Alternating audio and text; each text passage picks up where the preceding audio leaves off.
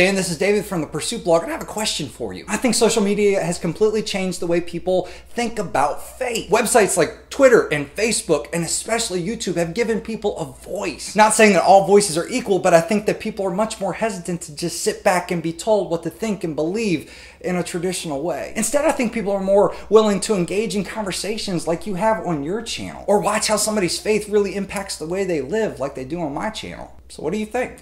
One of my favorite thinkers about the internet and how it is changing society, his name is Clay Shirky, and a line that he says all the time is that society does not change when we invent new tools. Society only changes when we take those tools for granted. Society at large does not yet take for granted what we are doing right now, and that is speaking directly at each other in the digital space. There's a certain nuance to IRL communication that doesn't even translate to this, let alone text-based communication. Couple that with the fact that our new text-based communications tools add an extra layer of anonymity, like YouTube comments, anything where you can, comment through a screen name, and you have a new dominant means of communication that is less attached to your real-life identity than anything before. And overall, that's not a good thing or a bad thing. It's just a thing. But when it comes to your question, when it comes to faith, I think that by and large, our cultural conversation has become less complex. That people can now anonymously rebut ideas from others who, on a strictly psychological level, they see as being less than human because they're interacting with them through a screen. It means that most conversations online about faith aren't really conversations. They're flame wars. It's like mascot punching.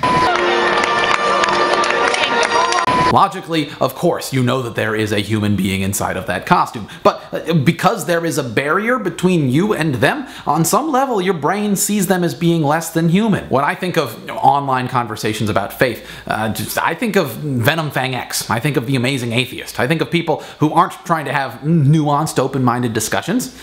They're just yelling. I mean, yes, social media does make what we're doing right now possible, but when it comes to talking about emotionally charged issues, I think that we're the exception rather than the rule. I'm very curious to see what you make of what I made of what you said, so back over to you, David. Well, Dan, you've got a couple really good points, and yes, I did change my shirt. You're right, the rest of the world hasn't caught up with what we are doing here online, but they are catching on rather quickly. And you're right, in the early days of YouTube, religious conversation was defined by guys like The Amazing Atheist and Venom Fang X, who only ever really threw grenades at each other. But I think things are shifting. Those guys are not as popular as they once were. I think people are tired of having conversations that amount to nothing more than my truth is better than your truth, and I want to disprove your truth by making my truth look better. But what I have found is that people are willing to have conversations on difficult topics when it is centered around a person's life experience. This is what I believe, and this is how what I believe affects what I do and the way I act.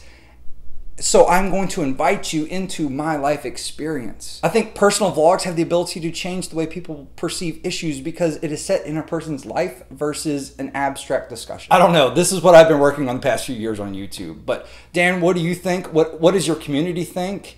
And I thank you for answering this question.